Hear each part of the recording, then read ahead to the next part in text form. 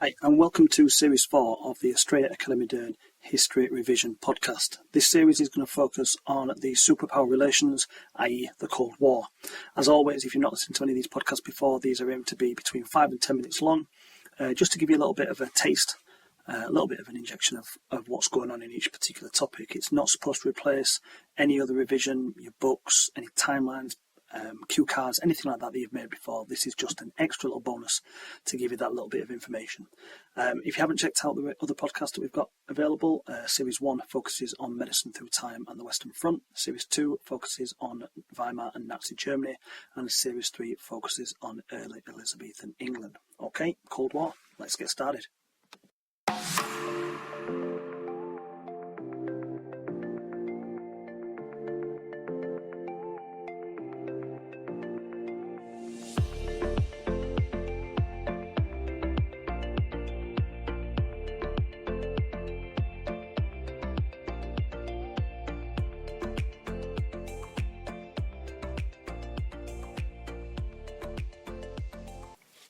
So this is episode 4 of the Cold War, and we'll focus on the second part of the 1960s, following on from episode 3.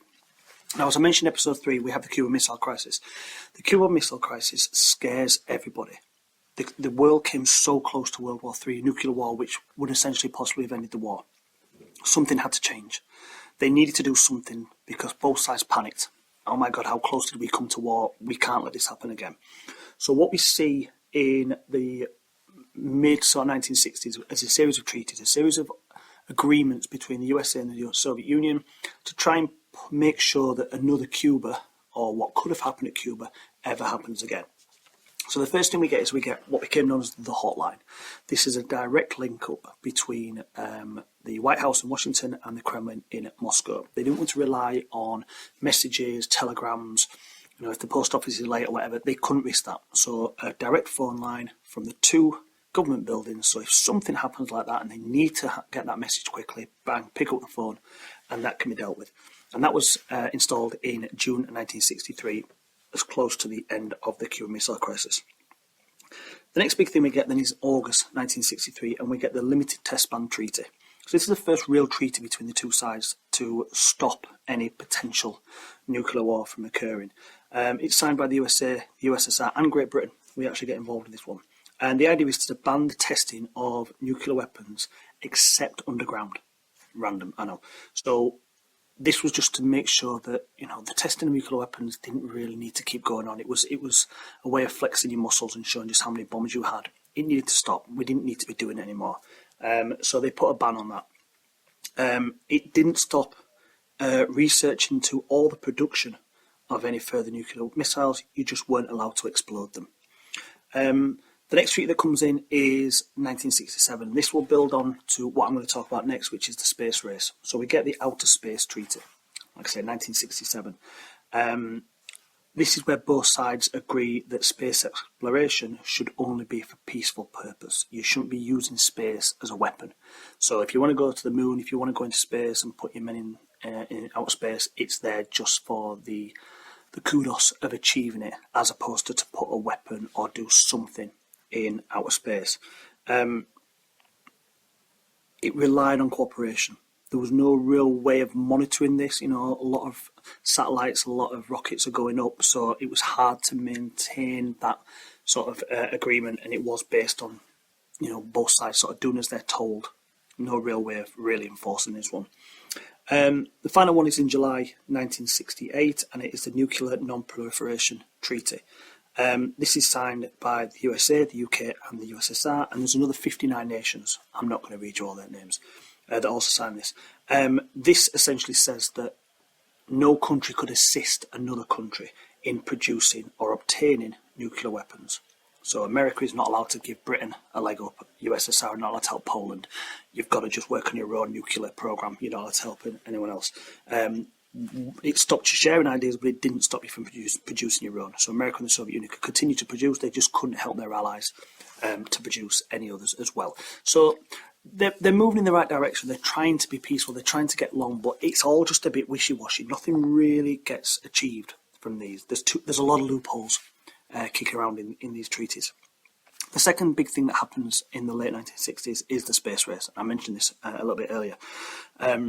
Both sides are trying to use space as a way of showing the dominance of the ideology. We can be the first to do something, then surely that shows that communism or capitalism is better than the other. We get three big events of the 1960s. The first one is in April 1961, so a little bit earlier than what I'm really focused on here. And this was the first man in space. And this was Yuri Gagarin, a cosmonaut from the USSR. So they win the race to space. They win the race to get the first man in orbit. America would follow just less than a year later in February 1962 by putting John Glenn in space, and he became the first American in space. The big race was clearly won by America in July 1969 when the USA landed Apollo 11 on the moon and Neil Armstrong got out and said those famous words, one small step for man, one giant leap for mankind.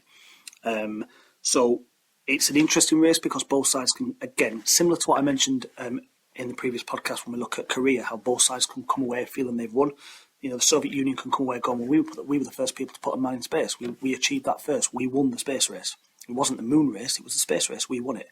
Whereas America can look at it and say, yeah, but we put a man on the moon. We planted a flag in the moon's surface. So we won the space race. So both sides can kind of come away feeling a little bit like they've come away with a victory. The final event that I'm going to talk about in this podcast is the Prague Spring. So this is the Czechoslovakian invasion. Now, if you listen to my podcast, episode 2, looking at Hungary, Czechoslovakia is going to follow the exact same path. Okay, and I did mention that in episode 2. So you get a new leader. That leader challenges the rule of the Soviet Union. Soviet Union invades. Soviet Union wins. And then there are major consequences. And it follows that system. All three invasions follow that basic sort of system. Okay, so Czechoslovakia is no different really from Hungary. It's just the names and the location that have changed. So this is January 1968. The Czechoslovakia get a new leader by the name of Dubček.